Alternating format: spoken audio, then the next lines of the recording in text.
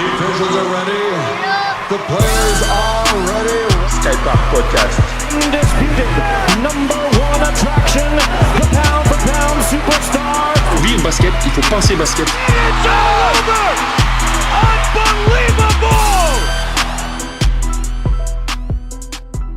Alors, notre invité suivant, c'est Christophe Laminière. Christophe qui est le coach des seniors filles de Longon.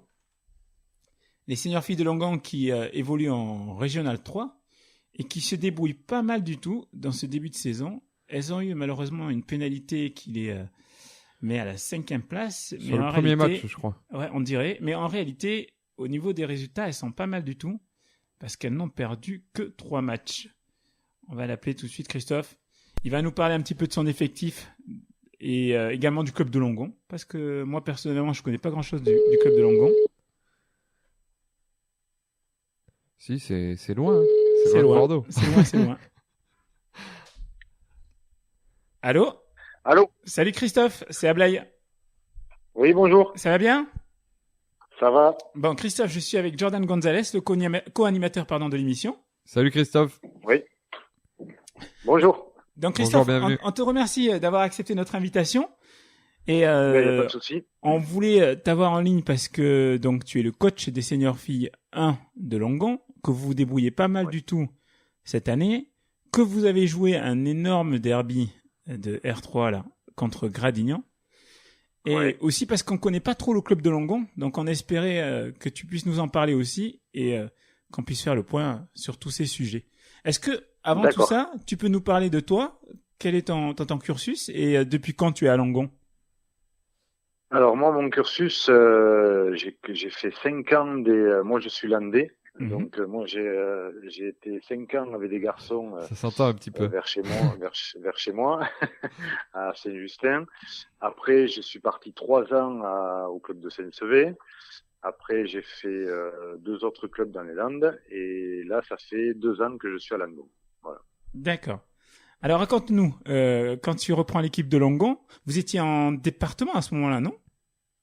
Non, elle montait de département. Ok, venez de monter, d'accord. Tu peux nous raconter comment tu as construit cette équipe ? Alors, elle montait de département. Moi, j'ai été appelé par le club de Longon très tardivement dans la fin de saison. Donc, la première année, j'ai pas spécialement pu. On t'entend un peu moins bien. On t'entend un peu moins bien, Christophe. Oui. Voilà, là on t'entend. Vous m'entendez mieux ? Parfait. Ouais. Voilà, j'ai pris l'équipe comme elle était. J'ai pas pu monter l'équipe. Les mutations et tout ça était un petit peu trop tarde.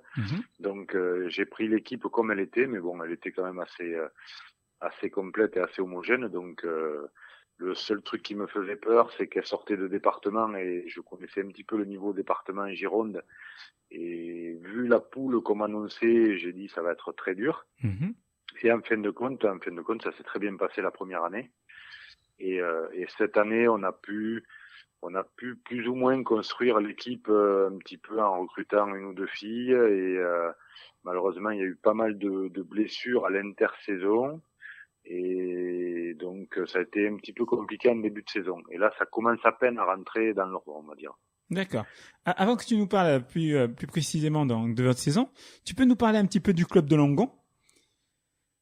Du club de Longon ? Oui. Alors c'est un club qui est très sain, qui est très bien tenu. Moi, j'ai été contacté l'an dernier par un président qui malheureusement a dû arrêter. Et là, c'est 2 coprésidents qui ont repris la suite et qui gèrent très bien le club. Beaucoup d'enfants, très peu d'adultes, on va dire. Il y a une équipe senior garçon et 2 équipes senior filles. Après, c'est beaucoup d'enfants. Je crois qu'il y a à peu près 250 enfants. Donc ensuite, c'est quand même pas mal, hein. C'est très compliqué à gérer parce que il y a beaucoup d'enfants, donc beaucoup d'équipes, donc il faut beaucoup de créneaux pour les entraînements. Donc ils essayent de jouer avec des salles qui sont à droite et à gauche autour de Longon et ils se débrouillent très bien. Donc c'est un casse-tête pour organiser tout ça en début de saison, mais je vois qu'ils gèrent ça très bien et pour l'instant il n'y a aucun souci. Le club veut faire progresser cette équipe fille, il me donne les moyens de le faire. Donc on va essayer de tout faire pour. Voilà. D'accord. Est-ce que c'est un club formateur, Langon? Est-ce que... Oui. Oui? Oui. Il y a quand même des gens comme Benjamin Sen qui est du côté de Gravelines et qui sort de Langon. Oui, effectivement, c'est vrai. Oui, c'est des clubs. C'est un club formateur et qui s'appuie beaucoup sur les enfants, et ils sont obligés d'être plus ou moins un club formateur parce que le problème, c'est que Langon est très près de Bordeaux, mais très loin de Bordeaux. Oui. Donc le recrutement est très compliqué au niveau senior, donc ils font tout pour garder les gamins qui forment, quoi. Et c'est bien pour un club comme ça. C'est un club ambitieux. Toi, par exemple, on t'a fixé des objectifs en début de saison? Moi, ils m'ont pas fixé d'objectif, c'est moi qui ai essayé de mettre un projet en place. Je leur ai dit, voilà, la première année s'est bien passée en R3. Je lui ai dit, voilà, moi, je voudrais mettre un projet en place sur 3 ans, avec 2 montées sur 3 ans, c'est-à-dire monter en R1, c'est-à-dire en pré-national. Donc, ils ont approuvé ce projet. Ils feront tout pour m'aider à l'amener jusqu'au bout.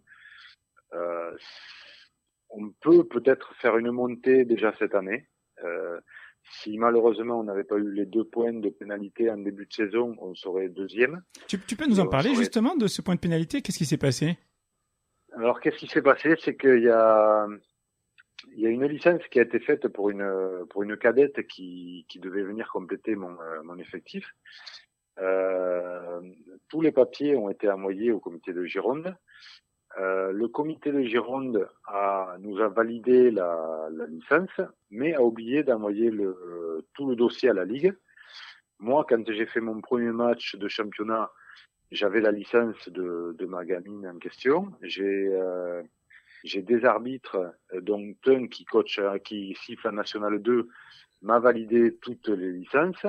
Et 2 jours ou 3 jours après le championnat, après le match de championnat, la Ligue nous a envoyé un mail comme quoi cette fameuse joueuse n'était pas qualifiée pour être surclassée pour la région, et on nous mettait 2 points de pénalité. D'accord. Voilà. C'est un match que vous aviez gagné ou perdu? C'est un match qu'on avait gagné de 20 points. Ah, en plus. Oh, c'est dur. Voilà, c'est dur. Ouais, c'est dur. Oui, surtout que ce point de pénalité, il peut avoir des conséquences très très importantes là. Parce que si on s'arrêtait à aujourd'hui, il vous met dans le voilà. Si je rajoute parce qu'on m'a pas enlevé qu'un point. Oui, c'est 2, c'est vrai. Donc, parce que c'est comme s'il n'y avait pas de match. Si je rajoute 2 points, je passe à 23 points. 2e. Et étant donné que j'ai gagné Amou et j'ai gagné Fouleron, au goal-average particulier, je suis 2e. À 1 point de l'équipe qui est première. Voilà. Sachant que l'erreur vient pas forcément de vous, vous avez aucun recours? Disons qu'on a voulu porter un recours. Le problème, c'est que le recours coûte 400 €. Il faut monter à Paris, donc il faut payer tous les frais pour monter à Paris. Et le club de Langon est vraiment un club sain mais limité en budget.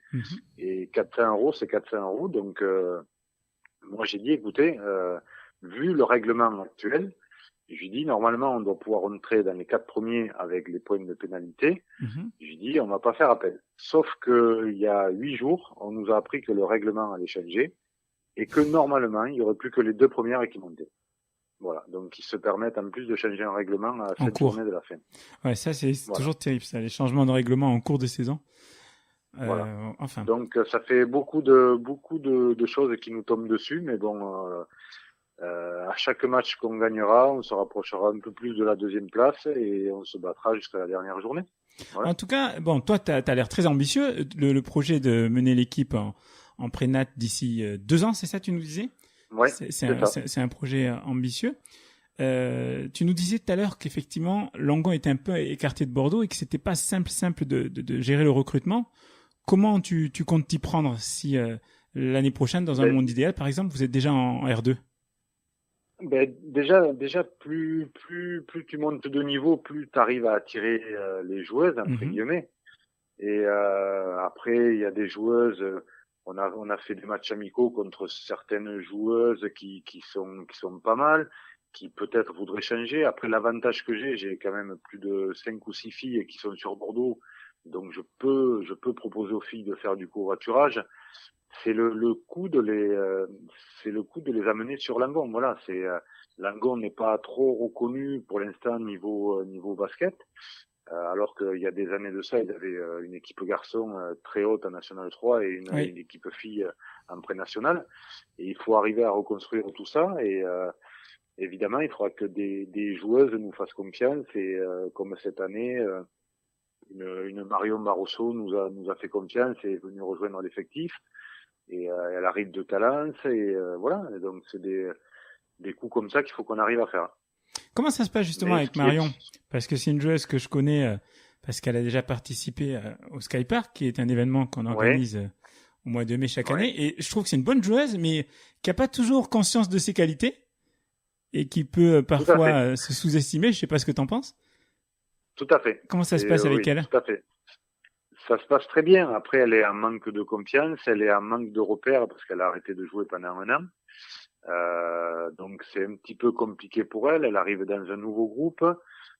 Moi, j'ai voulu à tout prix la faire signer parce qu'il y avait beaucoup de clubs qui étaient sur elle aussi, parce que beaucoup de monde a appris qu'elle voulait reprendre le basket. Donc, on a réussi à la faire signer. Donc après, voilà, ça a été un petit peu compliqué en début de saison. Après, elle peut faire de très bons matchs, comme elle peut passer complètement à côté. Mais bon, on en est conscient. On sait qu'elle travaille beaucoup au mental et heureusement, j'ai 2 ou 3 anciennes entre guillemets, pas que sur elle, pas que sur Marion, mais sur les 2 ou 3 jeunes, sur les allez, on va dire 5-6 jeunes que j'ai dans l'équipe. Il faut que des fois les anciennes arrivent à leur parler et tout, parce qu'elles sont vite, le moindre petit truc peut les démoraliser. C'est compliqué. C'est une équipe qui a, on va dire, 18-19 ans de moyenne, quoi. Ouais, donc jeune, oui. C'est très jeune. Donc c'est bien, tu as quand même des anciennes expérimentées et ça te permet effectivement d'avoir des relais sur le terrain et des filles qui voilà. Ouais, mais le souci, c'est que jusqu'à il y a 2 matchs de ça, j'avais une ancienne entre guillemets, c'était la capitaine. Et ensuite j'avais toutes les anciennes qui étaient malheureusement blessées et qui devaient reprendre en début de saison, mais une a été opérée tardivement. Donc elle est revenue qu'il y a 2 week-ends. L'autre, on pensait qu'elle allait revenir et je pense qu'elle reviendra pas du tout de la saison à cause des tendons. Et la troisième, elle s'est fait opérer des croisés et elle a repris, on va dire, il y a 3 matchs. Donc voilà, c'était au départ de la saison, c'était un groupe quasiment que de jeunes, que de 18 ans, quoi. Voilà. Ok. Et là, du coup, vous montez en puissance alors. Avec le retour des anciennes. Oui, le problème du retour des anciennes, c'est que ça a été une opération assez lourde, donc il manque du physique. L'autre, ça a été une opération des croisés, et il y a toujours la peur dans la tête que le croisé relâche. Donc heureusement, j'ai quelques filles qui viennent m'aider pour les entraînements de l'équipe 2, et quand j'en ai besoin, qui viennent m'aider pour jouer un championnat. Mais voilà, l'équipe 2 s'est qualifiée aussi pour jouer les playoffs et pour peut-être monter en niveau dessus. Donc voilà, tout est tendu et on essaye de faire au mieux, quoi. Bon, ça se passe bien en tout cas, même si l'équipe 2 tourne bien aussi. Tout se passe bien. Et en plus, t'as des cadettes qui bossent et que tu pourras peut-être intégrer, si j'ai bien compris. Alors il y a des cadettes, là il faudra voir enfin, peut-être dans les années à venir en tout cas. Voilà, il faut pas intégrer pour dire on va intégrer. Il faut quand même qu'il y ait le niveau qui suit.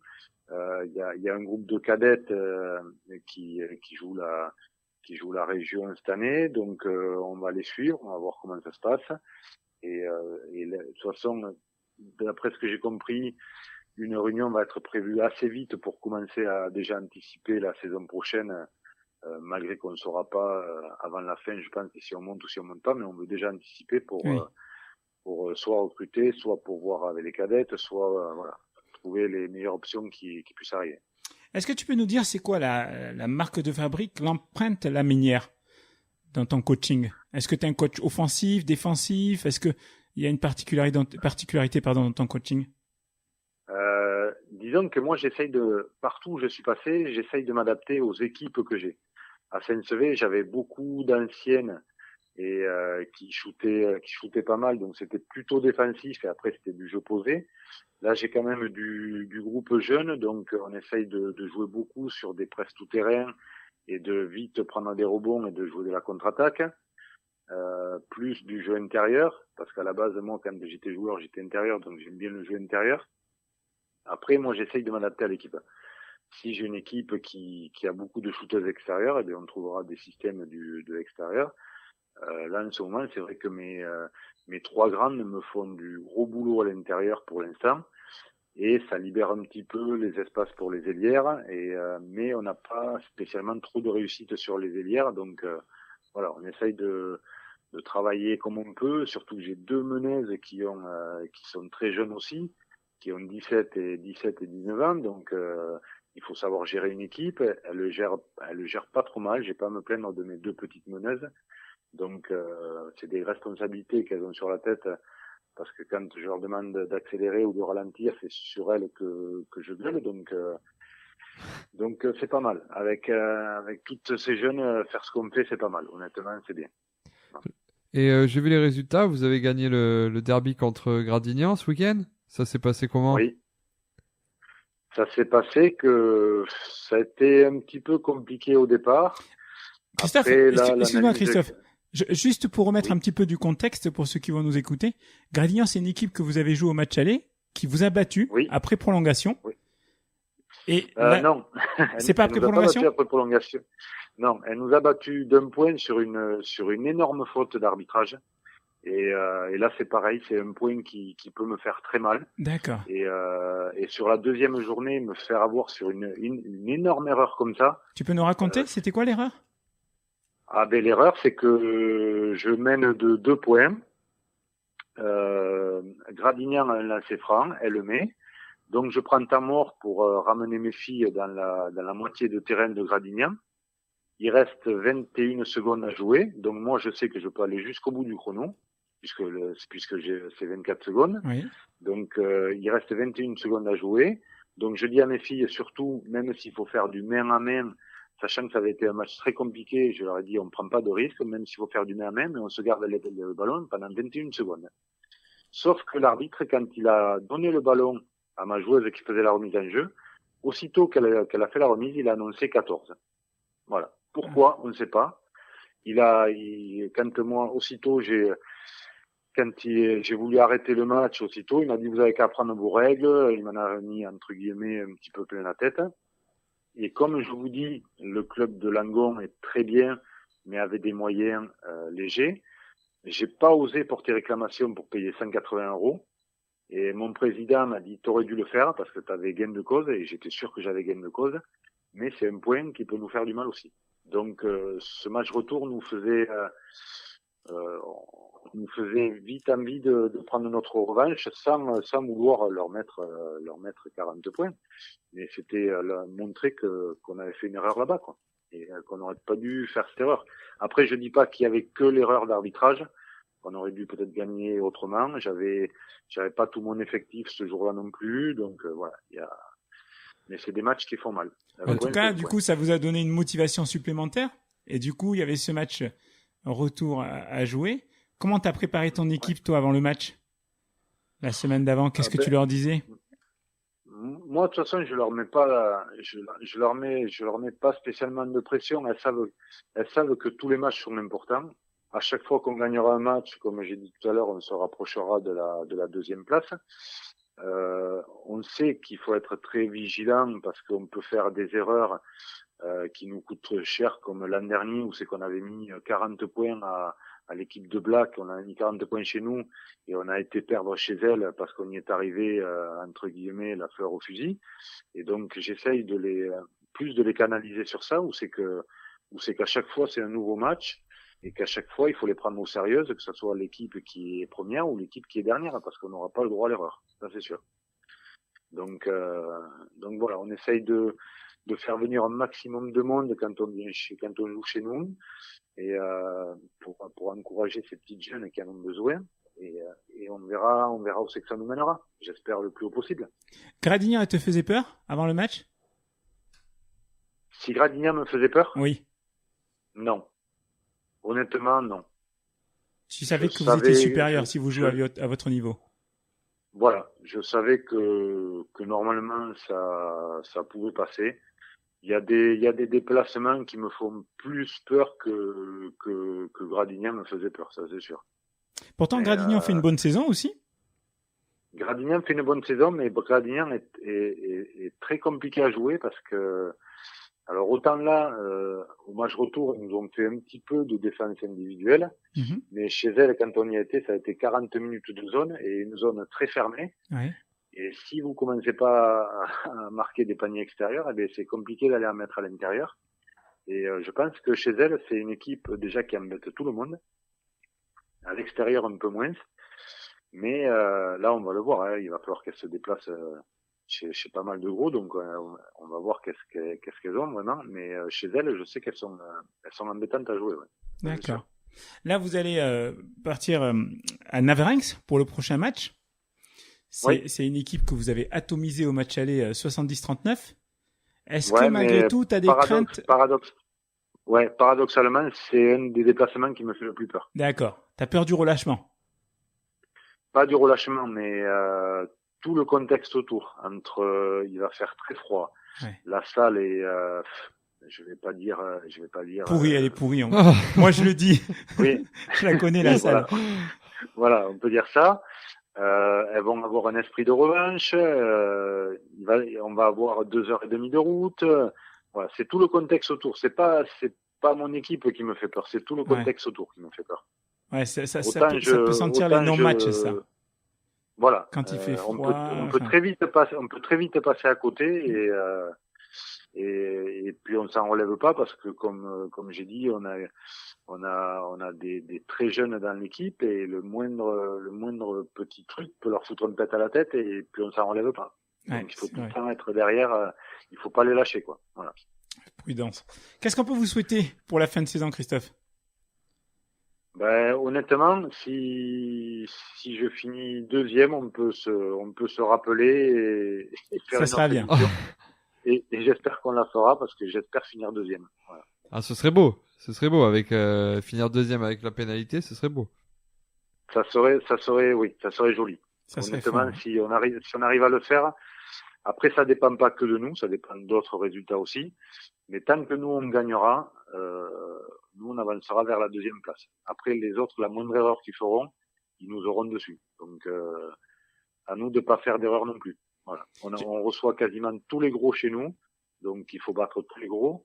On va chez tous les petits qu'on a atomisés à la maison, entre guillemets. On va à Castillonnès, on va à Beaunu, on va au Dox. Le seul gros déplacement qu'on aura, c'est à Hamon, à l'avant-dernière journée, où c'est que celui-là me fera peur aussi, sachant que la Nationale 3 d'Hamon, elle aura fini depuis 3 semaines, donc je pense que s'il y a un enjeu... qui vont doubler, qui vont descendre. Je pense qu'ils vont savoir qui il faut faire jouer.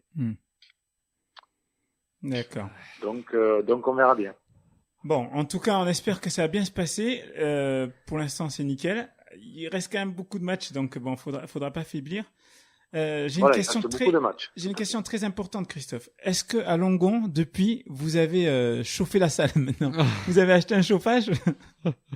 Ah non, mais il n'y a pas de souci. Les gens peuvent venir assister aux rencontres. La salle est très bien chauffée, la salle est très bien isolée. D'accord. J'ai dû y aller mauvais jour. Des sandwichs, du café. Non, il n'y a pas de souci. Il y a du café chaud. Tout est très bien. D'accord. On peut te laisser le mot de la fin, Christophe, si tu veux laisser un petit message peut-être à ceux qui vont te reconnaître et qui vont t'écouter ou tes joueuses. À toutes mes joueuses, je leur souhaite qu'on finisse très bien la saison. Aux joueuses futures qui veulent venir à Langon, ça sera avec grand plaisir qu'elles peuvent venir faire des essais.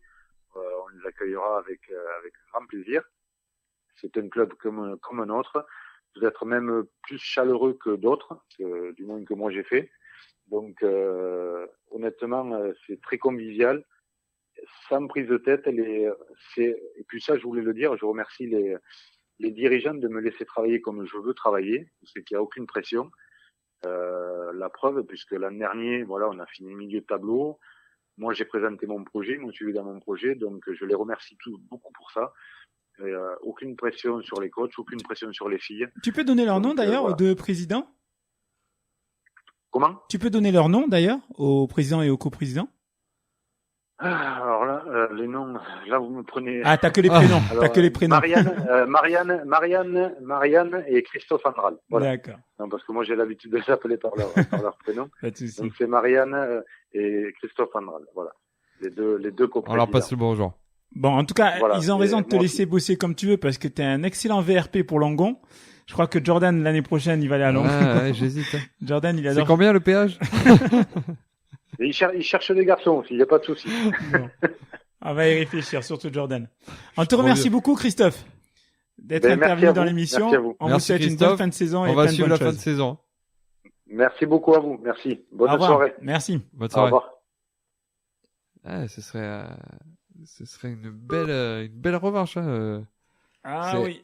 C'est vrai que c'est un championnat intéressant là, avec son point de pénalité. Bon, c'est sûr qu'il part pas. Dans C'est de dur, hein, meilleures 2 points en conditions. moins d'un coup, ça fait Ah mal. ouais, Hein. c'est. Ça fait mal. Mais elles font une vraie perf, hein, franchement, parce que on sait à quel Elle devrait point être deuxième c'est normalement. compliqué au niveau régional. Elle devrait être deuxième, donc voilà. Après, j'ai toujours trouvé ça dur ce point de pénalité parce qu'en fait, c'est la double pénalité, je trouve. Ben ouais. C'est comme s'il n'y avait pas eu de match du tout, en fait. C'est comme s'il n'y avait pas eu de match et en plus, je crois que tu perds. Si t'es ex aequo avec quelqu'un, t'es forcément derrière lui. C'est dur, surtout un match qu'ils ont gagné de 20 points, et en plus, c'est une cadette qui a joué, donc, à moins que la cadette soit extraordinaire, je pense pas qu'elle ait pesé énormément dans le match. Donc, ouais, c'est dur. Bon, en tout cas, on leur souhaite le meilleur pour la suite, et puis voilà, quoi.